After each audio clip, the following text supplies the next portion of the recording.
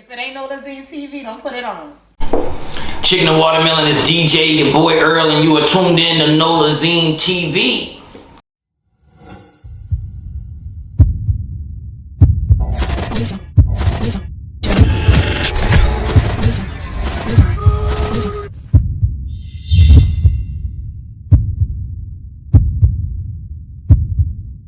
Okay, so I'm gonna tell everybody, where you from? I'm DJ, your boy Earl. I'm from a little bit of everywhere, man. California. I did some high school and grew up in San Diego, California. Then I was in Charleston, South Carolina, and then I graduated from high school in Shreveport, Louisiana. So, you know, I'm a little bit of everywhere, man. When they bury me, they might have to spread my ashes a little bit of everywhere. Okay. So tell the world, when you became one, DJ. DJ, your boy Earl was created. Well, your boy Earl came before DJ, your boy Earl. Your boy Earl was just the voice, the radio personality. I always wanted to be on the radio because we were undefeated in high school at Fair Park High School.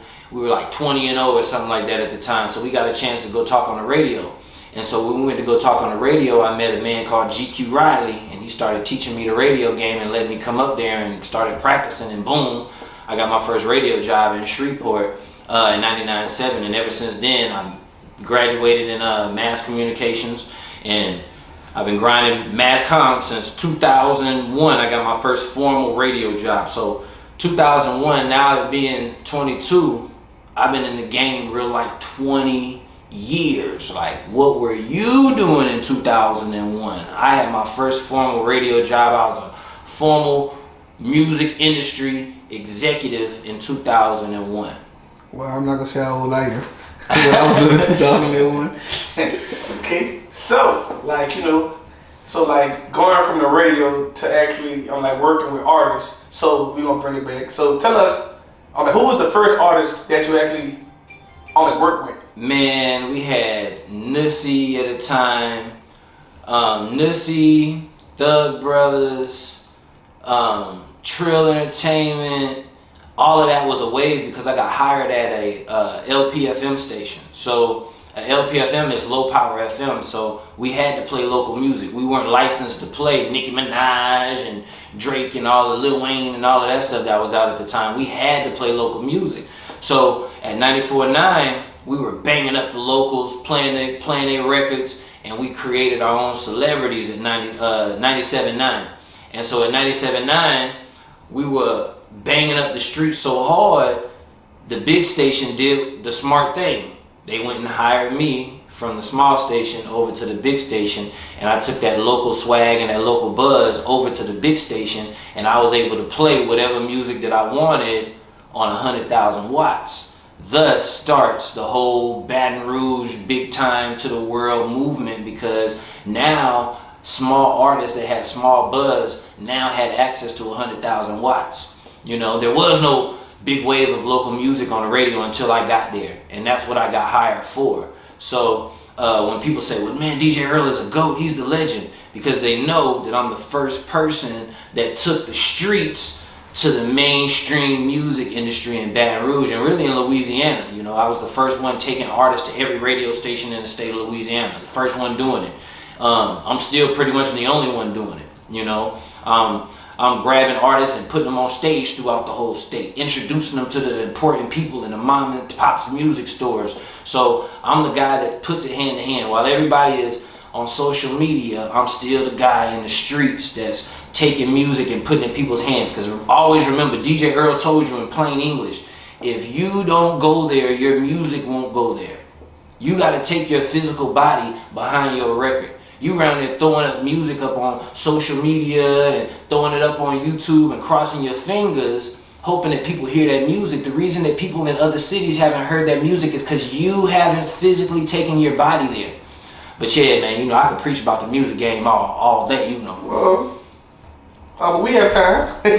So, I want you to tell us, we're gonna keep it early 2000s. And so how crazy it was in Baton Rouge when they had up and coming Boosie and up and coming Nussy. I want you to explain It was just your point of view of just watching it. The whole wave, there was so many different waves. There was the excitement of Trill Entertainment getting their label deal and Wipe Me Down and Boosie and them being on BET, and all of a sudden we saw our first Rolls Royces and Bentleys that black people owned in Baton Rouge through Trill Entertainment, through Turkey Mail, and through Boosie and them. You know, Boosie was riding in a Bentley coupe. These kids ain't never seen no Bentley in real life before in Baton Rouge, you know. So that type of wave ignites everybody to say, you know what, I can do that too. So we had Lil Handy rolling around that time. He had just passed away. We had the Thug Brothers. We had a rapper out of Glen Oaks called Lil Fox before he was signed to Trill Entertainment. We had Nissy with Dope Celebrity Records. We had B-Lo and them, and we had Lil Josh and Lil Ernest with the jigging movement. I mean, there was so many different artists that we created from the 97.9 wave that there was we created our own celebrities. There's artists you $500,000 a show. You know, even to this day, that culture that we created at 97.9 and that I created on the underground music scene, there's still artists that getting paid that you wouldn't even know yet, and that are getting paid down $1,500 a show, $2,000 a show, and got hundreds of thousands of views online, and you wouldn't know them an hour down the road. But in Baton Rouge and that surrounding areas, they get paid for shows and everything. Yeah, they love them. Yeah, so that wave and what we created, I understand that other cities lack that. So, but New Orleans, Baton Rouge, Shreveport, pretty much the whole Louisiana, we play our own music, you know, and it's a great... not the radio stations. Yeah, not the radio station. But in a lot of situations, just all of my radio people, all of my people watching this, that are really watching this, all my artists that are really watching this, be easy on your local radio jock. Technology is to the point where they can't even take a song out of the system and put your song in. Their boss is going to see it and they're going to get fired. You know, they could give you a shout out, you know, but a lot of times they can't even play what they want to play. Do you think them people really want to be on the radio playing Bruno Mars and Nelly Air Force Ones and stuff like that? Man, them people wish they could be playing your record, but they can't. They don't own that radio station. You see what I'm saying? They don't have the right and the ability to play what they want to play. But some of them do.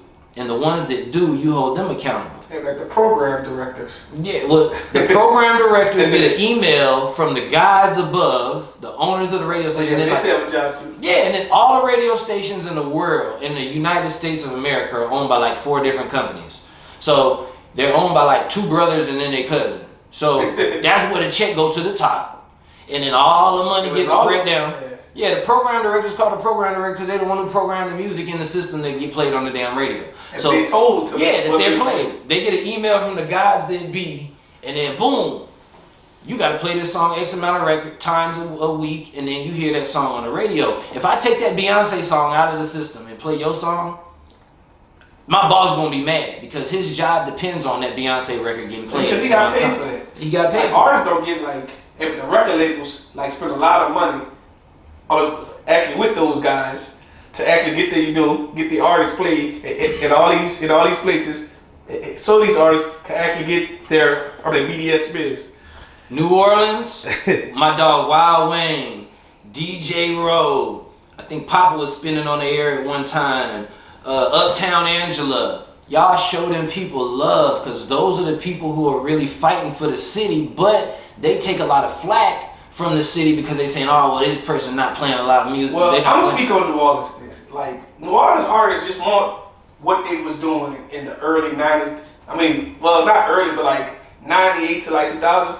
If they want like the 9 o'clock props to come back, they want, you know, if with the high, if they had certain stuff to actually have rappers can actually call it and freestyle and do something, like they don't have nothing right now. Right, and see, I remember now, I don't know how the politics work.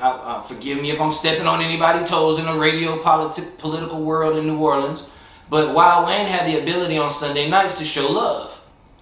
The ability to even have a show in your city that they could play local music one night out the week for damn 2 hours, that's showing love because this is a $1 billion business. And at the end of the day, it's not okay. Let me say this, and I hope artists are watching this. I hope all the movers and shakers in New Orleans are watching this. I hope the whole state of Louisiana is watching this. They can't play your record. This is a business, right? Everything is a sample. The only reason that we release singles in the real life music business is because that's a sample of your album. You hear that single, you like it, you go purchase the whole album. It's just like Walmart. There's a lady in Walmart handing out free cookies. You eat the cookie in Walmart. You push in the cart in Walmart, your old lady walking behind you. There's an old lady standing there with a table set up. She got a sign up that says old woman cookies. Nolazine cookies. You eat one of them Nolazine cookies, you like it, you go buy the whole pack of cookies. That's how we sell music in the music business. Why would I promote your single if you don't understand that? The only reason that we push music and spend money on music videos and pay all the DJs to play this single is because they're supposed to listen to that single, like it, and go purchase the whole album. That's what we do on my side of the game. Our business is selling albums. Your whole music career is just a series of releases. Every time you drop a project, you want it to be bigger, you want it to be better, and the result of that is supposed to be more money. That's it. When you sign a record deal, what do you sign to? Some signed to like 360 deals, and some signed to like artist development deals. They have multiple different deals. Artists sign. They sign to a number of albums. Right. Yeah, they sign to that too. 1 album, 2 albums, 3 albums, 4 albums, 5 albums. So basically, I'm saying that as a record label, I'm sitting behind the desk at Def Jam Records, Sony RCA. I'm gonna do a list of things for you before we drop your album in order to make it successful. So my power as an industry person, me, DJ Earl, what makes me me, is the list of things that we're gonna do before we drop your album in order to make it successful. That's it. That's me, any industry person that you meet in the industry. What is their superpower and what can they do to help you add to a list of things that you need to do before you drop a project and make it successful? That's it. Earl's a great industry person. Or I suck as an industry person. What's the difference? That is based on the list of things that I did or didn't do for you before we dropped your album in order to make it successful. Boom! We're going to do this long list. We're going to do 20 things for you before we drop your album. Then we drop your album, you make a bunch of money, and then we start over with the list and do it again. And this time you're supposed to make more money because you're more advertised and more, and boom. That's the music business in a nutshell. So if you're not running your career that way, you're doing it the wrong way. You're doing all the heavy lifting for industry people. You're doing all your heavy lifting for the label. Oh, well, man, I'm just going to just keep dropping singles and see what happens, right? Well, if you're just going to keep dropping singles and see what happens, you're doing it all the way wrong. You're doing all the heavy lifting for me.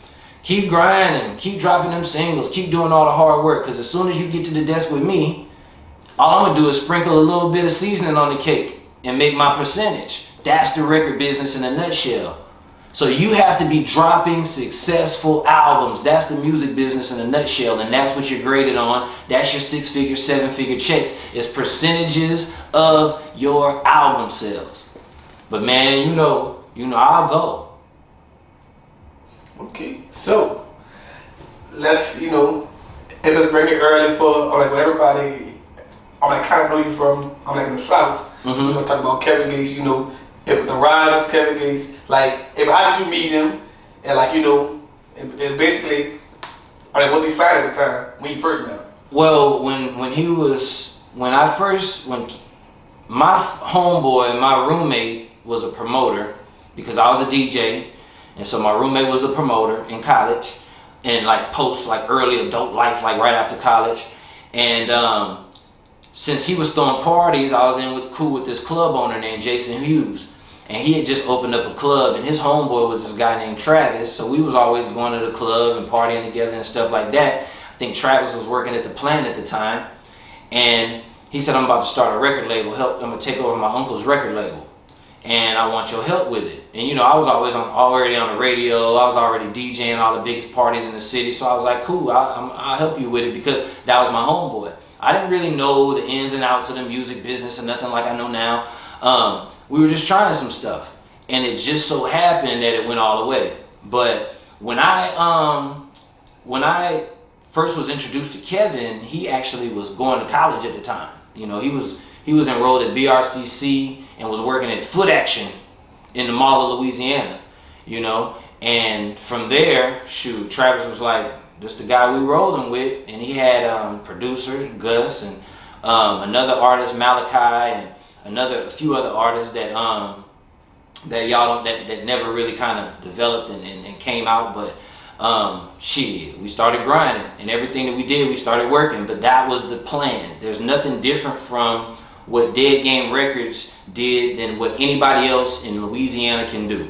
Right. You grab an artist, you start creating a long list of things that you're gonna do before you drop his album. There are no artists since I left Louisiana that pre-promote an album, and when you drop your album on a certain day, that album is in stores and the anticipation is built. Everybody in the city knows that album is going to be in stores on that date, and you could actually go pick it up in stores and listen to it online. Nobody is just running a real life record label. Well, you basically said they don't have no artists really. They have no. Well, they don't have no artists right now in Louisiana.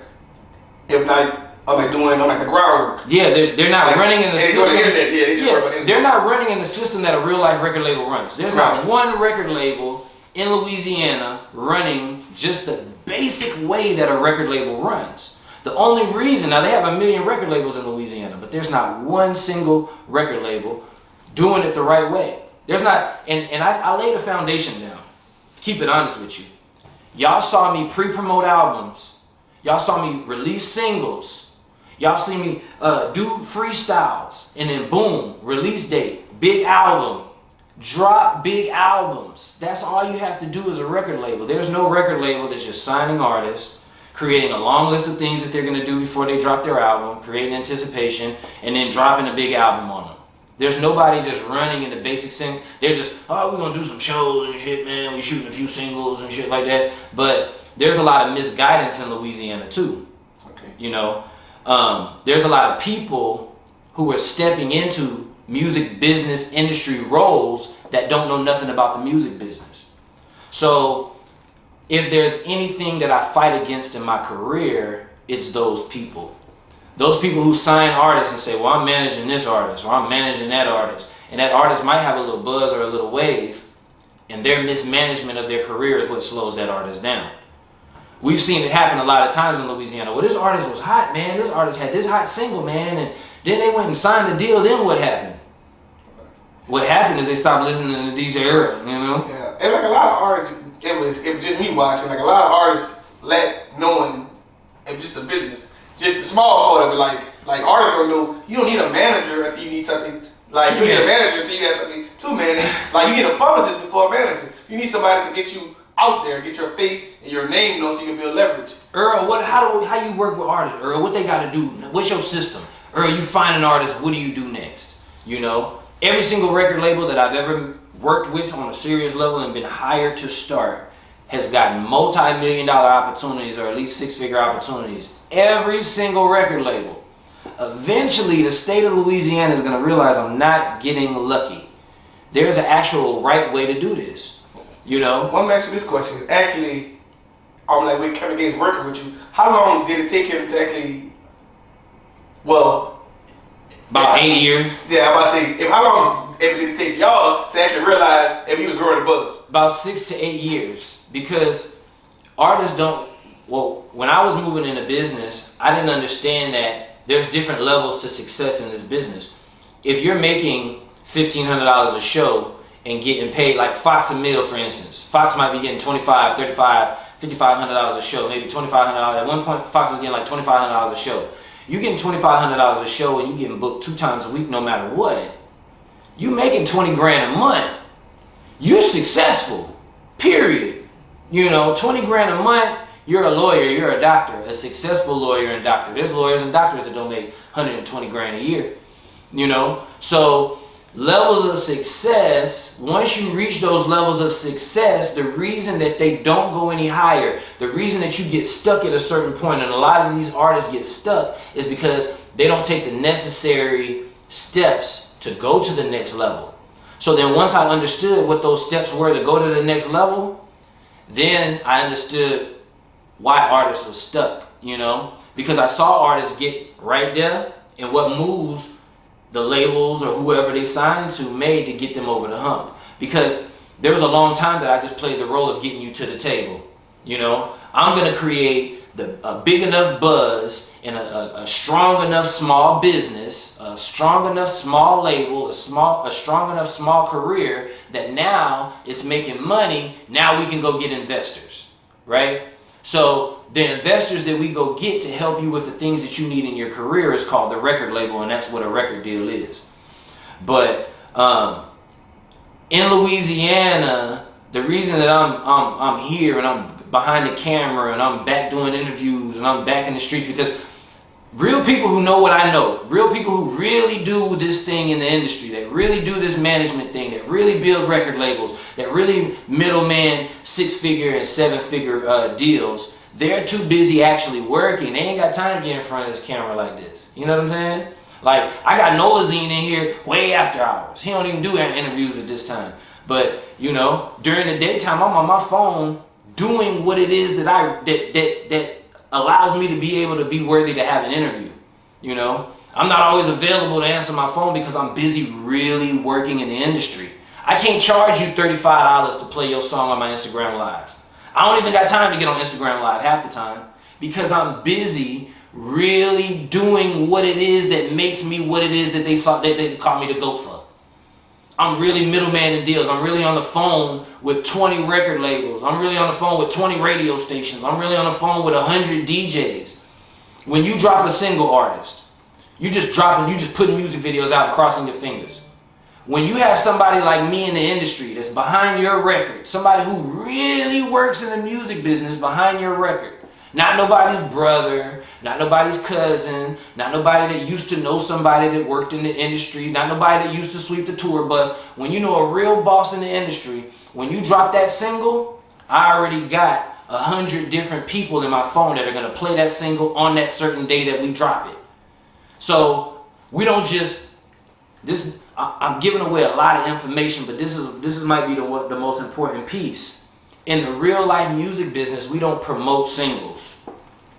Damn, DJ Earl said, what is he talking about?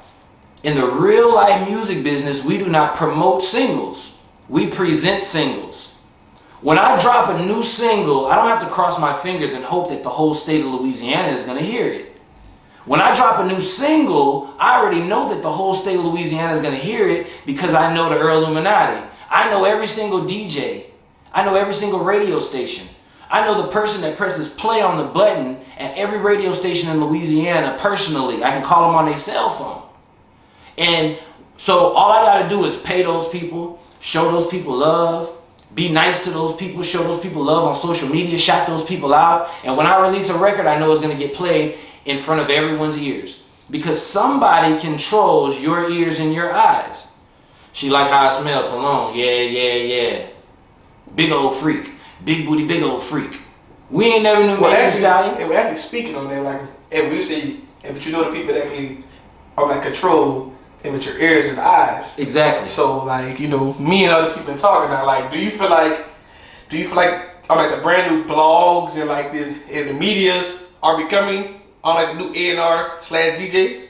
Yeah, they definitely are, but when you say that they're becoming the A&Rs and the /DJs, you gotta attach the check to it. If you say, if you say the media sites are the new... I don't think they're fully there yet, but it's getting there. Because when you say the word A&R, it means someone who has been hired by the record label to control a budget for an artist and watch over an investment for a record label.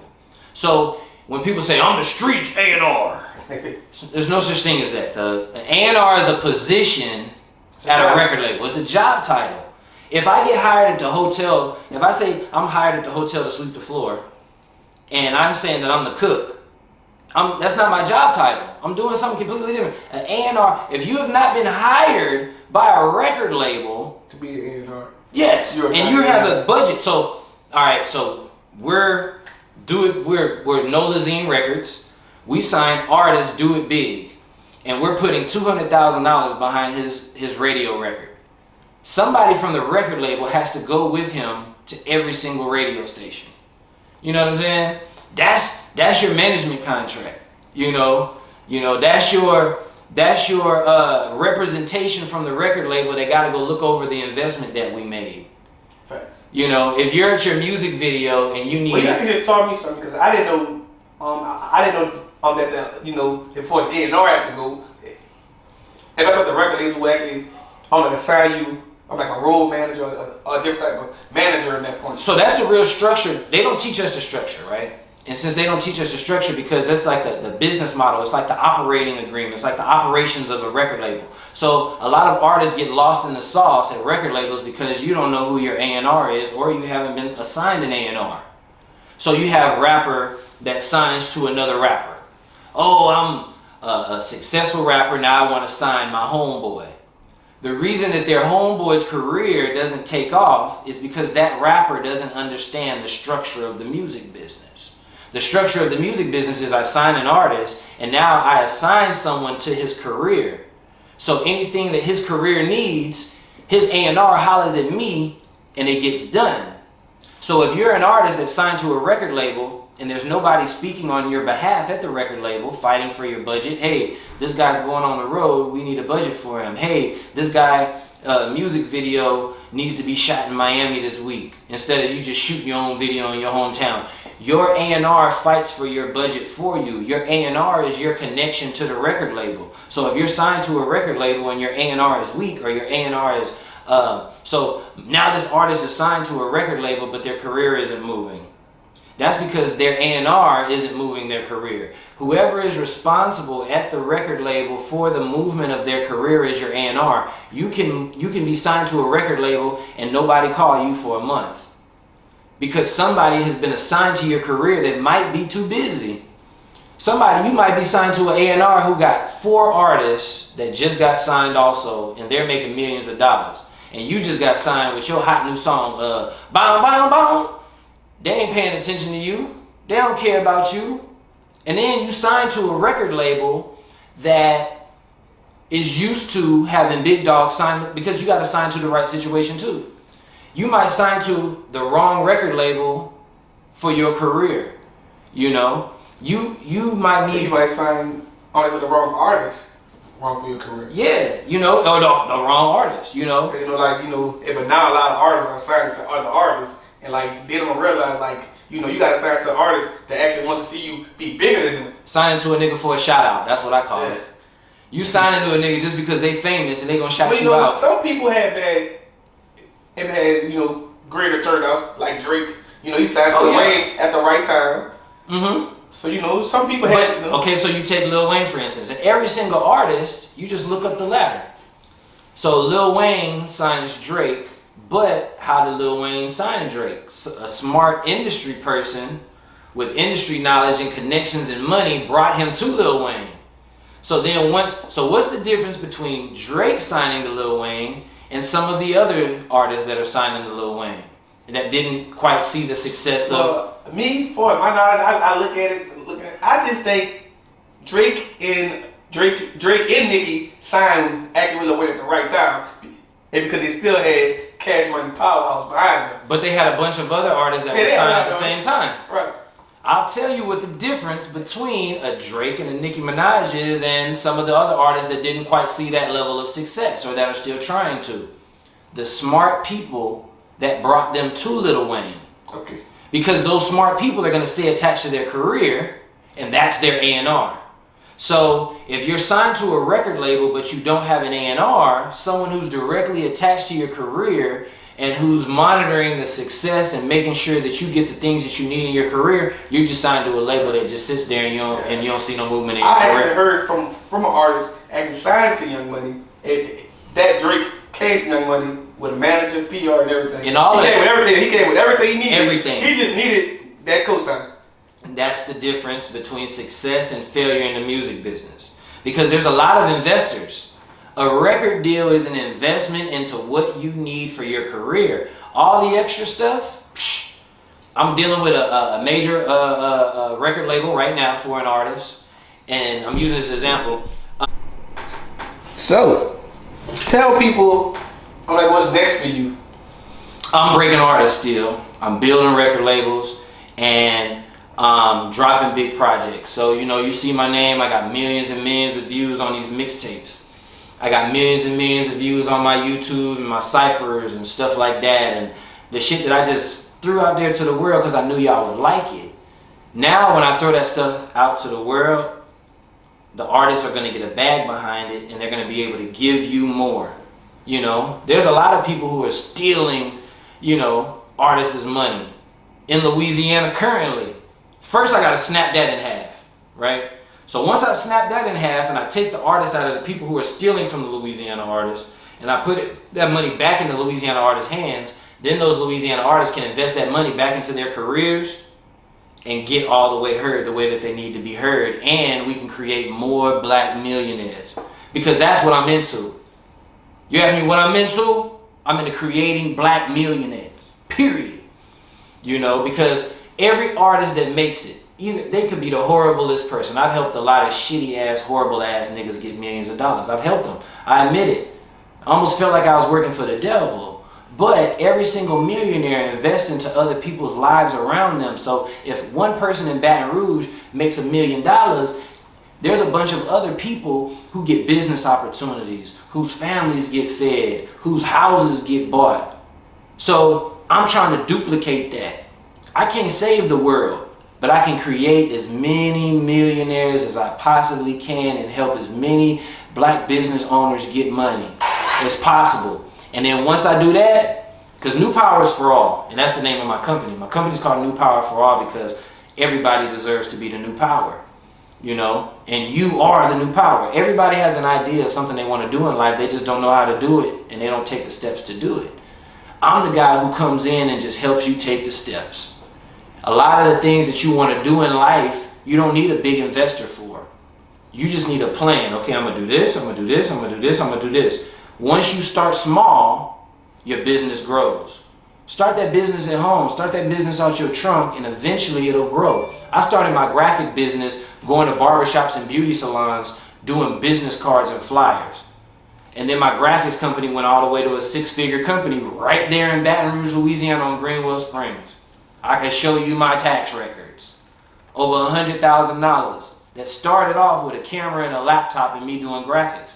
At the end of the day, I had a big cutter, a big $100,000 machine. In the back, I'm doing 5,000 flyers in 2-3 hours. I'm talking about, but that's how every business that I ever started ran, and that's why I wanted to dedicate my life to helping people. New Powers for All. It doesn't matter what business you're in.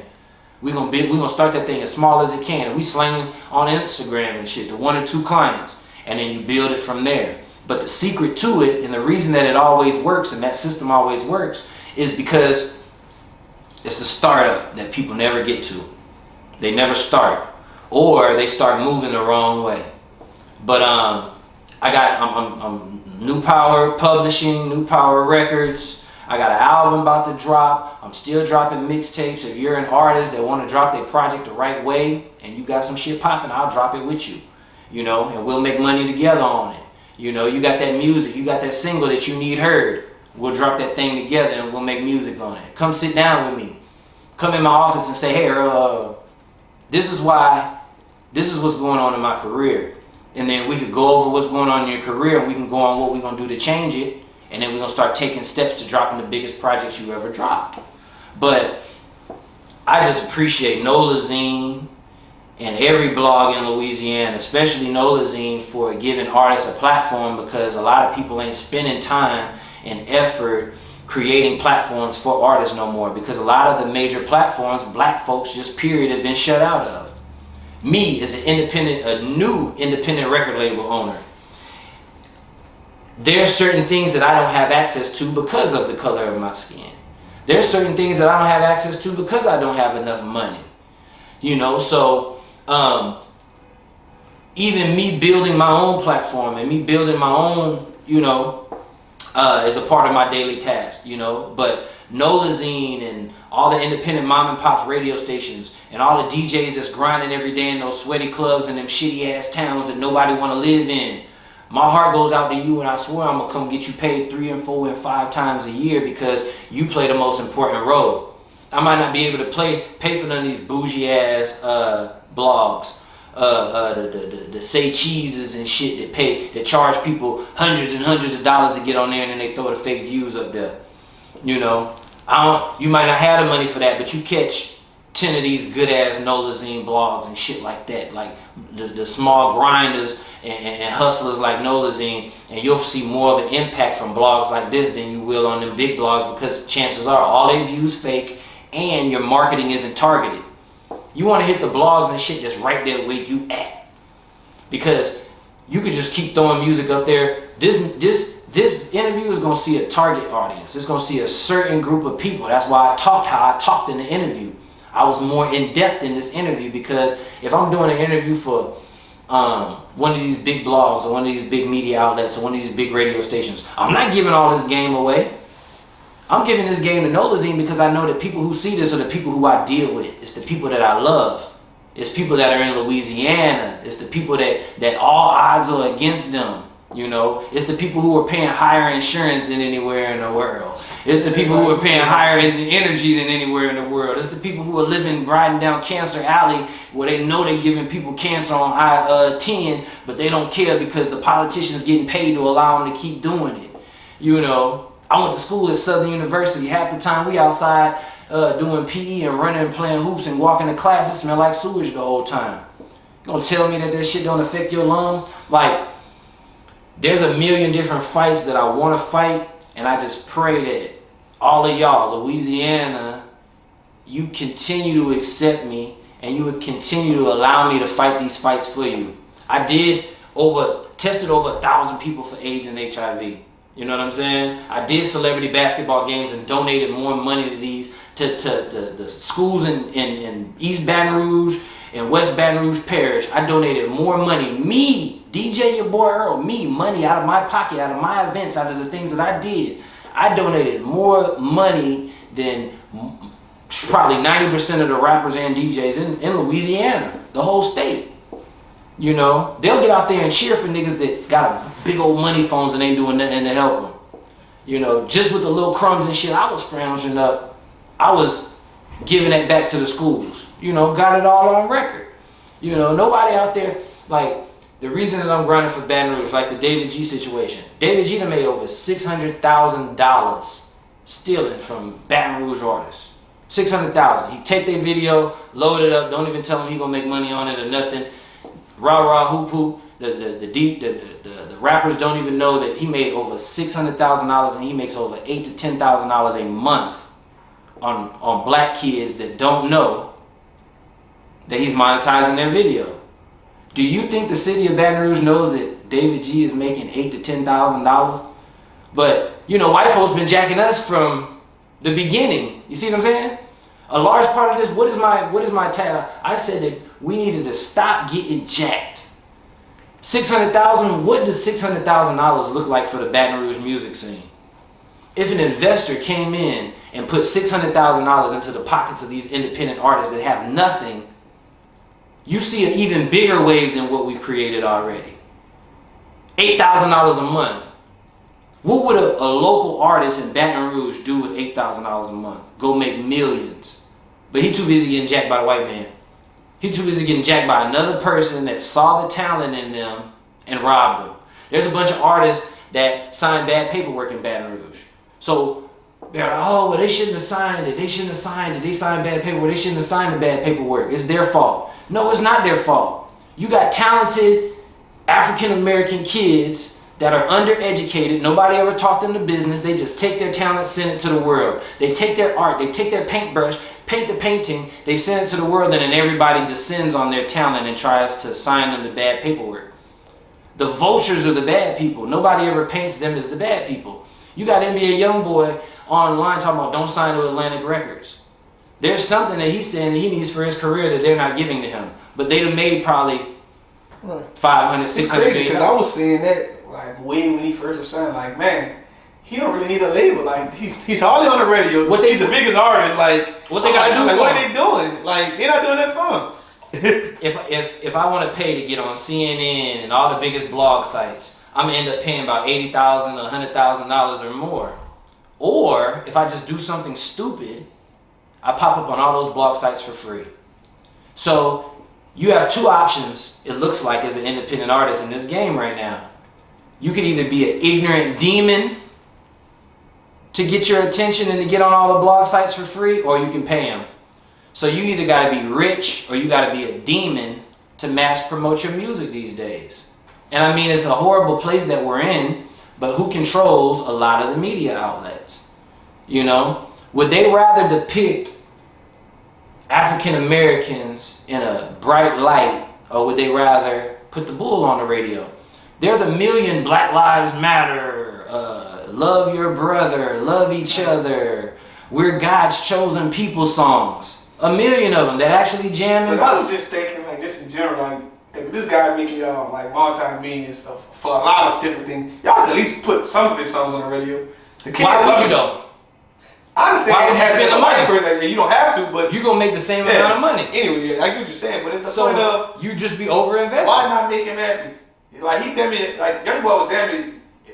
He probably the biggest client over there, right? Man, they sold. Okay, so Kevin signs a management deal with my dog, my homie, you know, my brother, Feet Banks, and him and Kevin sever their ties. Feet Banks still has everybody's cell phone number in his phone. He calls and says, I got this guy, Young Boy, gets him signed to Mike Karen, the same people that Kevin was signed to, and blast off. You see what I'm saying? So it's like a once you get deep enough in this game and you have the proper cell phones, you better be your leverage too. You just make your phone calls. Right. You know what I'm saying? So when we talk about who gets in front, I'm not the guy who's hating on artists that are making violent music. I'm just saying that you're Baton Rouge, Louisiana, in the whole, like, you know, like there has never been no artist that big since Lil Wayne, but like Young Boy, the way he did it his own way to become that big powerhouse. So it's like if I was Atlantic, I would put him on the radio. I would do a little few things to get him happy, and I would have given him that distribution deal instead of Motown. I would, like me. We gotta go back to so I would have given him that. We gotta go back to the formula, right? Because people don't make it for no reason. The smart people behind the wave and the movement. Okay. You know what I'm saying? The smart people behind him. Whenever you have an artist, because I mean, let's be honest. You can look at a lot of these artists and realize they're artists. Their job is to be an exaggerated version of a character in order to be entertaining. Smart people aren't entertaining. Smart people like me, we're not entertaining. Ignorant people are entertaining, right? Ignorant people aren't putting together marketing plans. Ignorant people aren't setting up promo and all of that. They're being ignorant, and the smart people are shining the attention on their ignorance, and it's so entertaining. Yeah, and it's so entertaining that it makes money. Monetizing all people. What do we want to watch? Do we want to watch someone who crazy and cutting up and? They be like, I tell all the bloggers. They be like, you know, if so many blogs actually grew these numbers because of a controversy, if a controversy sells. Yeah, and I mean it's like Wendy Williams, like she blew off of controversy. So now's the question that comes up, and we might need to have a forum or something about this. They're saying that black people, that's what we like. Right. We like violent stuff. We like seeing each other kill each other. We like mess. We like songs about us killing each other. You know?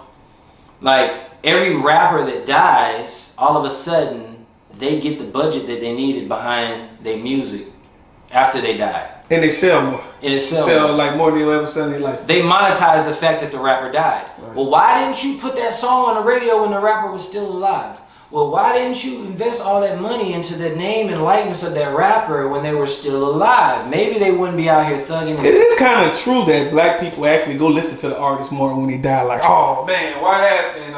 Just everybody, like you say, black people, every race. Like, if you a fan of hip hop, you listen to that artist, go like, damn. Drop my Chevy like a Lambo on some rich nigga shit. Everybody love Dolph now that he gone. These are songs that he been new, that he been like a year out before he died. These interviews, all of a sudden, Young Dolph interviews is doing millions and millions of views, and people are saying this dude is smart, this dude was educated, man, this dude had a good head on his shoulders. Well, what good is it now? You know? Yeah, they don't give a shit. Why can't we get a budget behind artists? Why can't we love people while they still here? Why can't we appreciate people while they still here? You know what I'm saying? Like, I have learned to accept everything that comes with this business. Everything.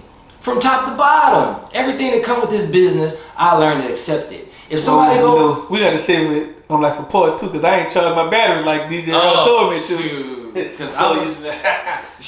So we gonna leave it out with this, like, you know, last but not least, tell everybody. I'm like, what can they find you at on social media? Is everywhere. DJ your boy Earl, you know, Louisiana legend. If you don't see me in the streets, it means I'm busy working. If you don't see me clowning, dancing in my drawers, or dancing on TikTok, or none of that shit, is because I'm busy making your next star.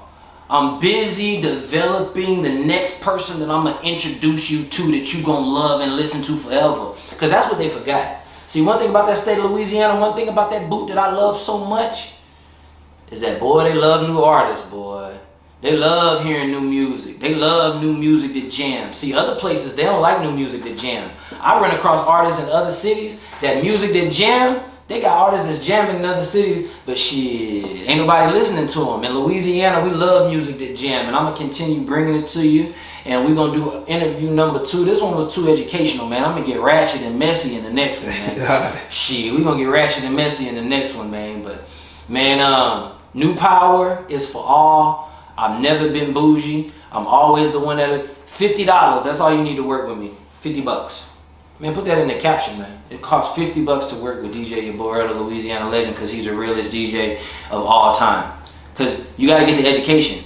Once you learn the business, then all we got to do is you build the business, and then we start promoting the business, and then you get paid instead of getting jacked. But shout out to Nolazine, hottest blog. Shout out to everybody in Louisiana.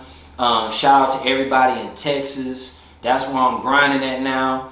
I'm the easiest person still to get in touch with, man. DM me, man. Chicken and watermelon is for life, man. Holla front. If you don't love me, if anybody hating on me, they hating on the state of Louisiana, because I dedicated my life to helping y'all. You know, I'm already straight. You know, I'm already a refugee. I done already made it about that mug to the success. You know, people, my phone and DM full of people who wanna, you know, give me money. You know, so now my job and my duty is to help as many record labels as possible and to build as many as possible, and that's what we're gonna do. Nolazine, make them scream. Nolazine, make them SCREAM. Scream. Nolazine, make them scream. You heard me.